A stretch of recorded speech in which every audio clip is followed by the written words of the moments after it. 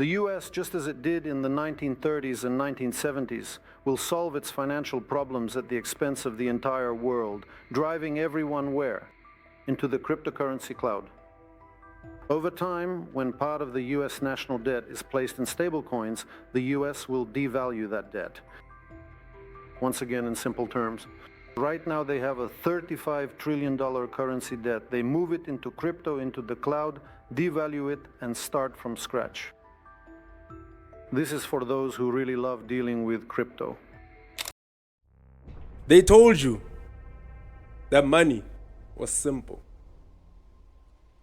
You work, you earn, you save, and then you spend. They told you that the dollar was strong, or that the pound was strong, or that the rand was strong, that the system was stable, and that people in charge were managing the economy in your benefit. That right there, that was the first lie. Because money was never about economics. It was always about power. It's the blood that runs through every single empire. The weapon that wins wars before a single bullet is fired. And right now, that weapon is being reforged. You are living through the most radical monetary shifts in centuries, and most people are simply not aware of it. For thousands of years, gold was the great equalizer. A merchant in China and a king in Rome trusted it for the same reason. It was real. You couldn't print it. You couldn't fake it. It existed beyond borders, politics, and policies. But then came a new empire. An empire that learned how to weaponize trust itself. 1944, the United States of America convinced the world to peg everything to the dollar. And because the dollar was pegged to gold, everyone agreed. The system was born. A new leaf was turned. Trade in dollars, save in dollars, borrow in dollars. Washington controlled the printing press, and therefore, indirectly, the whole planet. Then in 1971, they cut the tether. Nixon slammed the gold window shut and declared that paper, their paper, was money. Overnight, money stopped being a store of value and became an instrument of policy. The dollar was no longer a measure of wealth. It was a mechanism of control. With no gold limit, governments discovered that they could conjure trillions from thin air.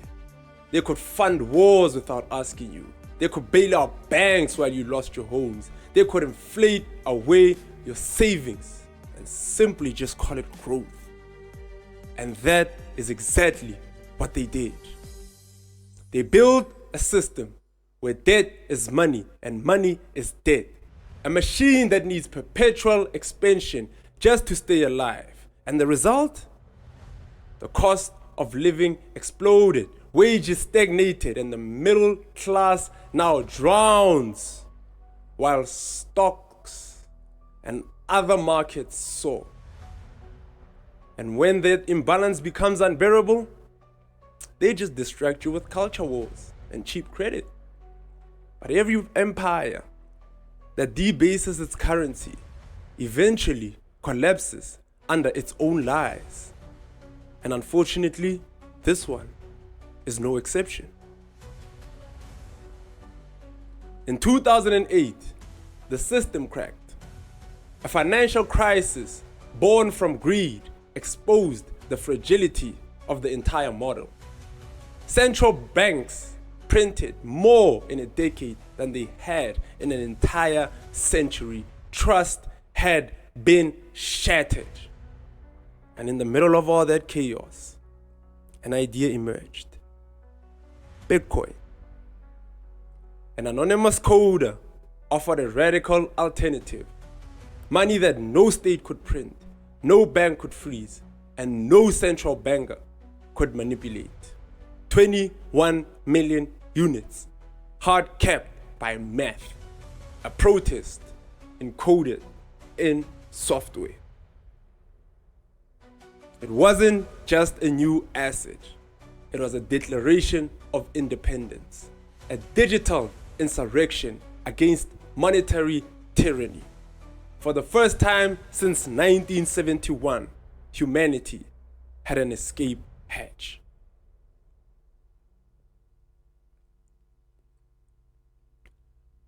And now, nation states are rebelling too. China and Russia are building parallel payment systems. The BRICS bloc is exploring commodity-backed currencies. Central banks are hoarding gold at the fastest pace in half a century. They've seen the same writing on the wall. The dollar supremacy is wobbling. Sanctions have turned the dollar into a geopolitical weapon, and that weapon has backfired. Countries are asking why one nation should dictate the terms of global trade, why a banking system in New York can freeze their reserves, why their wealth should depend on American election cycles. The age of a unipolar money is ending. A multipolar world, messy, competitive, unpredictable, it's emerging.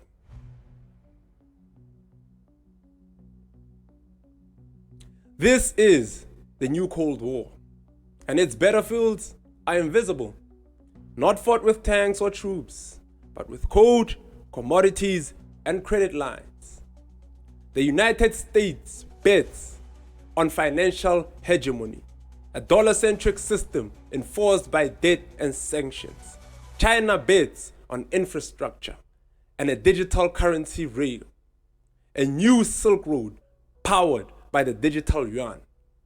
And in the shadows, Bitcoin just slowly grows, not as a state's weapon, but as the people's refuge. Because when elephants fight, it's the grass that suffers. Meanwhile, gold, once dismissed as a barbarous relic, is returning as the neutral ground, the settlement layer states still trust when everything else fractures. This isn't some distant future. It's happening now. Every interest rate cut, every sanctions package, every central bank announcement is a move in this silent war. And yet people are sleepwalking through it. They measure their lives in paper promises. They saved in currencies designed to decay, and they hand their sovereignty to institutions that see them as data points, not citizens, not even human beings. But you don't have to. The first act of rebellion is awareness. The first weapon is knowledge. The first revolution is internal. The decision to question everything you've been told about money, value, and power. We are standing at the edge of a new era. The old system is rotting, and a new one is being born in real time. Whether you embrace it or resist it, it will redefine your future. So ask yourself, who benefits when money is infinite? Who suffers when debt becomes destiny? And who profits when you mistake control for stability? Because once you see the truth about money, you can never unsee it. And once you question it, and I mean truly question it, you stop being a subject of the empire and you start becoming a sovereign human being. Thank you.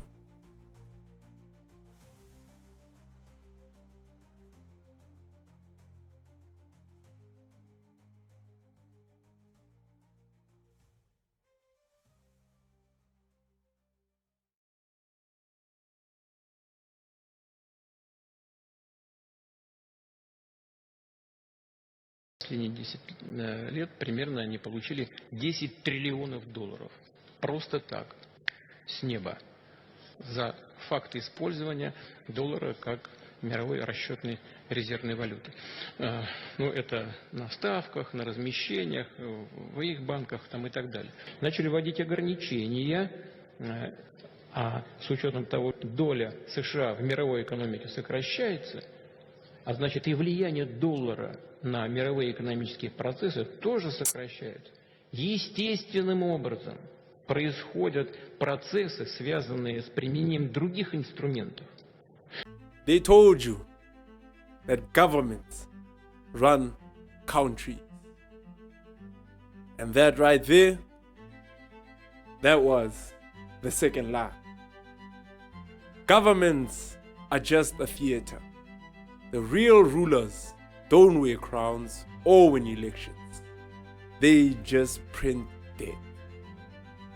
And once you understand that, the illusion starts to collapse.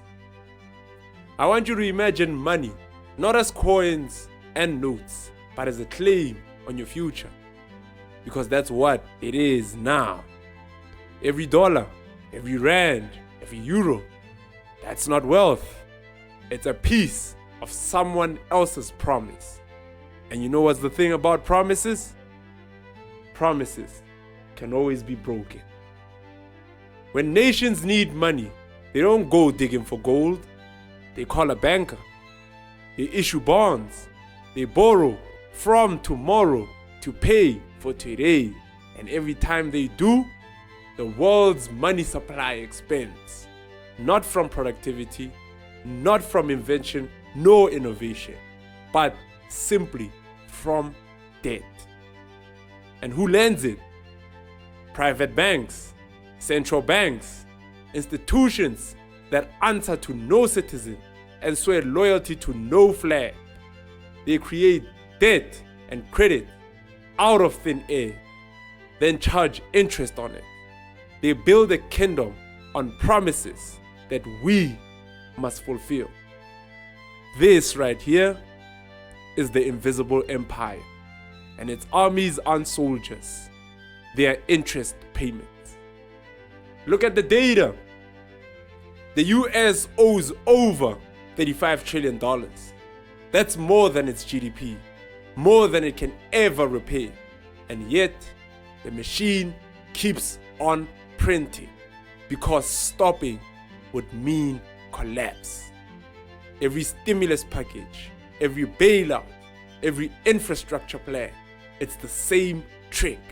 Create money, expand debt, inflate the illusion. And who pays the price? The worker, the saver, the ordinary human being whose purchasing power evaporates year after year until the system congratulates itself on growth. But let's look deeper. This empire doesn't just run on debt. That's too simple. It weaponizes it.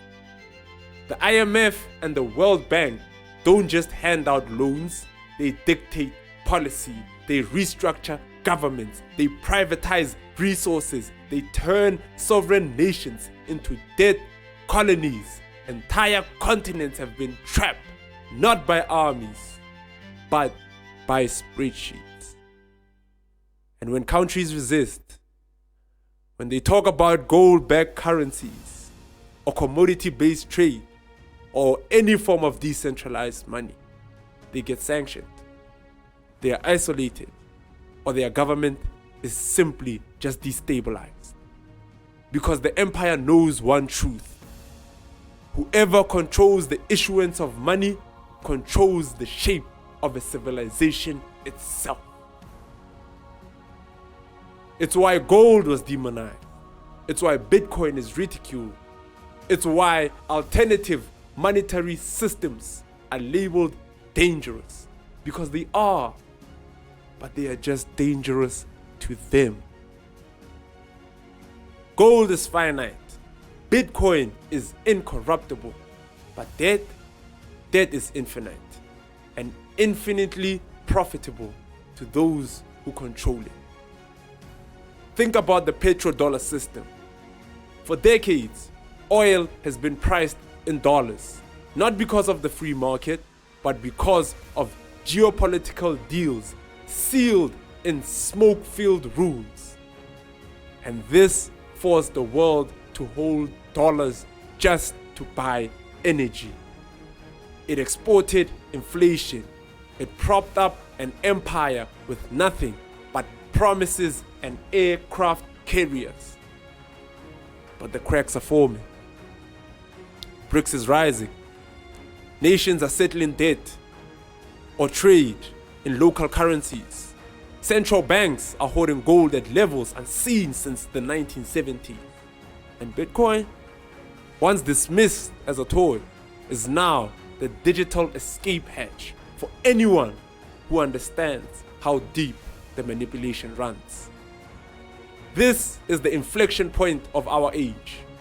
A world suffocating under unpayable debt and endless money printing, searching for an exit. But here's the part they don't want you to realize. The exit isn't just financial. It's psychological. They need you to believe that the debt is natural. They need you to accept inflation as inevitable. They need you to think that the dollar is eternal. But the truth is, it isn't.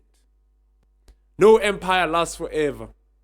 Not Rome, not Britain, not even this one.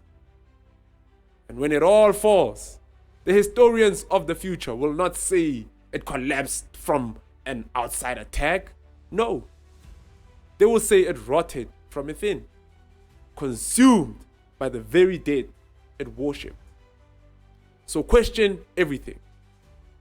Why is your labor priced in a currency someone else can create for free? Why is your government in debt to institutions that you never voted for? Why does growth always require more borrowing, more printing, more promises, and less action or execution? If the answers make you uncomfortable, good. Discomfort is the seed of awakening. In episode 3, we'll go even deeper into the future of money itself, central bank digital currencies, algorithmic control, and the coming battle between programmable money and human freedom. The story isn't over. It's only just beginning. Thank you.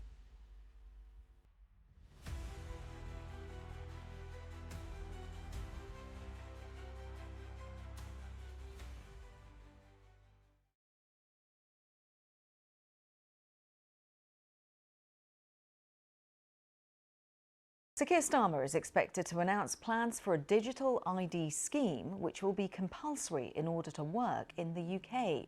The government says it will take aspects of similar initiatives in other countries, including Australia, where digital ID is used to access private services, Estonia, where it's used to access children's records, and Denmark, where students can store information about their education. Also India, where it's claimed a similar system has saved billions of dollars in fraud. Civil liberty groups and opposition parties have raised concerns about privacy and say the measure won't stop people coming into Britain illegally. They told you the revolution would be televised. And that right there, that was the third lie. Not only will the revolution not be televised, the revolution will be digitized. And if you're not paying attention, you won't even notice, even when it's happening. This is the story of the next monetary system. Not dollars, not gold, not even Bitcoin. This is the story of control disguised as convenience. This is the age of central bank digital currencies. They'll tell you CBDCs are the future. Faster payments, cheaper transactions, financial inclusion. But beneath all these buzzwords lies something far more sinister. the most powerful tool of domination humanity has ever built. Let me show you how it works. Right now, money is messy. Cash is anonymous. Crypto is decentralized. Even the banking system, corrupted as it is, still has points where individuals can hide, withdraw, or resist. CBDCs will simply just change all of that. A CBDC is not just digital money, it's programmable money. Every unit can be tracked, traced, and controlled. It can be coded to expire. It can be restricted to certain purchases. It can be frozen if you misbehave. And every transaction you make, and I mean every cent you spend, will feed into the central database run by the state and the banking elite. Now imagine a future where your carbon footprint determines how much fuel you can buy, where your social credit score decides whether you qualify for a mortgage or not, where criticism of the government results in your funds temporarily suspended for security reasons. That's not a dystopia. That's the logical endpoint of a programmable currency. They won't need the police to control you. They'll just turn off your wallet. And the most terrifying part of it, the people will beg for it. They will roll it out during a crisis, a market crash, a banking failure, a geopolitical conflict. The headlines will scream, "We need safer money. We must protect consumers." And while fear clouds judgment, the trap will snap shut. We've seen this pattern before. Patriot Act after 9/11. Quantitative easing after 2008, stimulus checks during COVID. Every crisis is an opportunity, but an opportunity for them and not for you. And once this system is in place, it's game over for traditional freedom. Because money is not just a medium of exchange, it's permission. It decides what you can buy, where you can go, and ultimately who you are individually allowed to be. But here's the twist they don't want you to expect. The same technology that can enslave can also liberate. Bitcoin isn't just an asset, it's an exist. It's uncensorable, borderless, and outside of their control. Gold isn't just metal, it's sovereignty in physical form. Decentralized finance, peer-to-peer networks, privacy tools, these aren't just toys. They are weapons in the coming war for economic freedom. The battle lines are forming. One side, a world where every transaction is monitored, scored, and permissioned. On the other side, a parallel economy built by those who refuse to kneel to the empire. This is why they are accelerating the rollout. This is why they demonize crypto, regulate privacy, and push digital IDs onto the common man. They know the window is closing. They know more people are waking up, and they are terrified of a future that they can't control. So ask yourself, who do you trust with the keys to your life? A bureaucrat in a glass tower who can erase your wealth with a keystroke? Or a code that answers to no one? A ledger that cannot be altered? A system that is truly yours? This isn't about technology. This isn't even about money. This is about power. And power, once taken, is never, and I mean never, returned voluntarily. The choice is coming, maybe sooner than you think. And when it does, neutrality will be impossible. You will either comply or you will opt out. This is the final prison, but it is also the final chance. Because if enough of us choose differently, if enough of us build and use parallel systems, they lose their greatest weapon: obedience. The future will be digital. That is inevitable.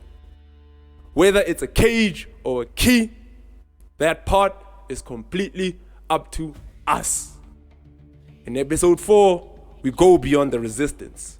We explore how ordinary people, individuals, communities, and even small nations can build parallel economies and become ungovernable.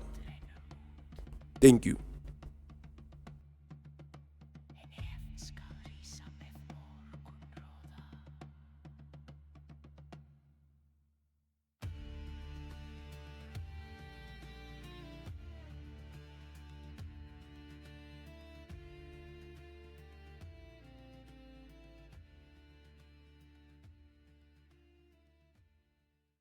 So you can never defeat God, but what you can do is corrupt human beings to worship Satan so that Satan becomes everything. Okay? All right. Are you guys following along? Okay? So what you're trying to do is you're trying to invert this world. And how do you invert this world? What you do is, you know that hell is material. And you know that heaven is spiritual, right? What you do is you brainwash people to worship the material world and abandon the spiritual world. You make money, power, technology, science, the greatest things in the world. Okay? You get rid of God, you get rid of religion, you get rid of compassion, you get rid of love. And that's how you control the world. So in other words, what is happening today is a war between heaven and hell. The people in charge, the secret societies, they are interested. They must make hell into heaven and heaven into hell. They must invert the world in order to maintain their power. They told us this was the best that humanity could do. A system built on debt, on lies, on scarcity and fear. They told us that was progress. But I say this: we were born for more than this. For too long, we've mistaken survival for living. We've accepted scraps from tables built with our labor. We've bowed before laws we never wrote, obeyed currencies we never chose, and entrusted our futures to institutions that see us as statistics and not souls. But the truth has been revealed. You've seen it with your own eyes. Money is no longer a neutral tool. It is a weapon, a leash, a cage. And we, humanity, we are the collateral. They've convinced us that freedom is the right to choose between brands, that democracy is the right to vote for faces who serve the same masters. They told us history was over, that the empire had already won. But here's the thing about empires. Empires are never eternal. They are just stories. And stories can always be simply rewritten. I stand here not as a prophet, not as a preacher, but as a man who has looked into the machinery of power and seen it for what it actually is. Fragile. It is strong only when we believe in it. It endures only because we obey. It thrives only when we forget our own strength. If there's one lesson to carry from everything we've uncovered, from the fiat illusions to shadow banking, from manipulated markets to programmable money, it's this: they are terrified of us realizing how unnecessary they are. They need our labor. They need our compliance. They need our belief. But we, on the other hand, need nothing from them that we cannot build by ourselves. So let's take this moment to stop begging and start building. Build local economies to trade value directly without permission. Build networks that share knowledge without censorship. Build currencies that serve people and not empires. Build technologies that amplify freedom, not surveillance. Build communities that protect their own and uplift the forgotten. And this is not even fantasy. It's already happening all over the world. Farmers in remote villages are bypassing banks with peer-to-peer sharing and peer-to-peer tokens. Coders on opposite sides of the world are creating unstoppable protocols. Dissidents are funding revolutions with decentralized money, and ordinary people, as tired and exploited and underestimated as they are rediscovering their true collective power. This is how empires fall, not with a single blow, but with a million quiet acts of disobedience, a million refusals to comply, a million small communities choosing autonomy over dependencies. And make no mistake, this will not be easy. They will mock you. They will try to regulate you. They will call you a criminal, an extremist. They will call you dangerous. They will tell you that freedom is chaos and obedience is safety. But they fear the day when enough of us stop listening. Because on that day, their power evaporates. And I dream of that day. A day when the value of a human life is no longer measured in currency, but creativity, compassion, and contribution. A day when no child is born in debt to a system that despises them before they can speak. A day when the tools of technology are used not to enslave, but to empower. A day when humanity remembers that money was meant to serve us and not the other way around. And I believe with everything I am that that day is coming. Because ideas are contagious. And once an idea is spoken, it cannot be unsaid. And the idea has been spoken. We are free. Not someday, not tomorrow, not maybe. Now. The chains are imaginary. The cage is open. All that's left is the courage to step through. History will ask us what we did when we started to understand the game. Whether we shrugged and went back to scrolling, or whether we became the generation that said enough. Enough debt, enough manipulation, enough obedience to systems that feed on our futures. It's time to write a new chapter for our nation. Not even just our nation, for our species. One where value flows without permission, where innovation is not shackled by monopoly, where governance is earned and not imposed. And when our grandchildren ask us how we changed the world, let us tell them the truth. We didn't wait for permission. We didn't beg for reform. We built something.